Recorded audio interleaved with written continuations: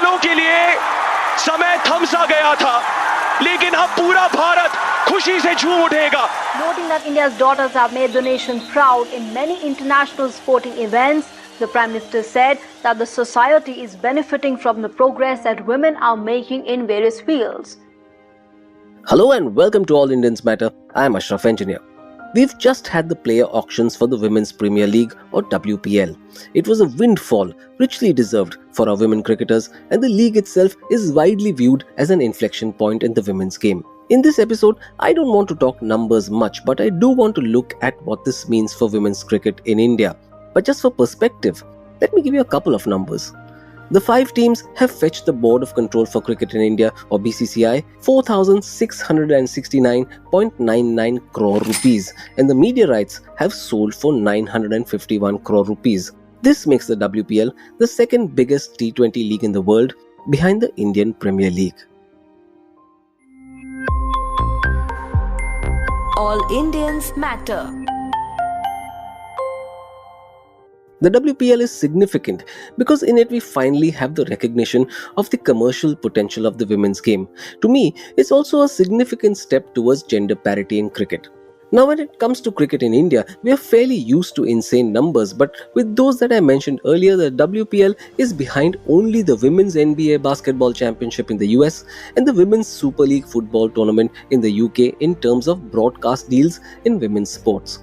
We don't know the sponsor deals yet, but the WPL could well cross the $1 billion mark by the time it starts in March. The franchise owners are some of India's top conglomerates, which shows how much confidence there is in the league. You almost wonder what took the BCCI so long to launch the Women's League. The WPL is the second good step in recent times in Indian women's cricket. Not too long ago, it brought women cricketers' match fees at par with men. It was a strong step forward in terms of making sport gender equal. The match fees for a one-day international is now Rs 6 lakh, a 6-fold increase, and the test match fee is Rs 15 lakh, an almost 4-fold increase. Of course, there remains a huge gap between the central contracts of men and women.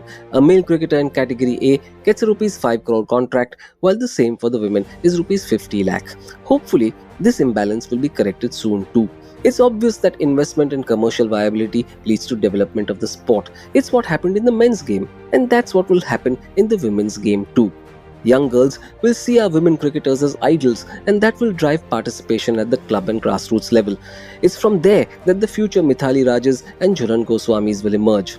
Current domestic players are set to benefit the most, playing alongside India and international veterans. There is something about the T20 format that helps the game to develop. Australia's Women's Big Bash League or WBBL was the first major tournament to boost women's cricket. The 2020-21 edition saw significant success with viewership touching 200,000 per match. This made the WBBL the 4th most watched domestic league in Australia, behind the Men's Big Bash League, Australian Rules Football's AFL and the Rugby League's NRL. Brands such as Nike and KFC partnered with the WBBL, and 16 broadcasters from across the world picked up the rights to broadcast it. What I believe is that the WPL will very likely benefit the IPL too. How? We already know that the IPL has a huge female viewership. With the women's tournament, the interest in it will increase and spill over to the men's tournament further, thus boosting viewership even more. Let's look at the Women's T20 Challenge, the precursor to the WPL. It was a women's T20 league held between 2018 and 2022 and featured 3 teams in a round-robin group followed by a final. The 2020 edition had 5.34 billion minutes of viewership in India and 105 million unique viewers tuned in compared to the previous season's 71 million viewers. So there is a rise in awareness and interest. This should make sponsors and advertisers very interested. Is cricket moving away from being male-dominated to a more balanced reality? It seems so, but the process would be slow. The IPL increased female viewership by an estimated 60%. With the WPL, this would change further. Besides, the expansion is likely to come from audiences that include teenage to young women. This is a highly lucrative audience for brands to pursue. Also, you can imagine the frenzy the games will spark on social media. A women's equivalent of the IPL tournament was long overdue. It will deliver sellout crowds, massive TV audiences, and most important of all, raise the profile of our women cricketers and the women's game. You simply can't go wrong with it.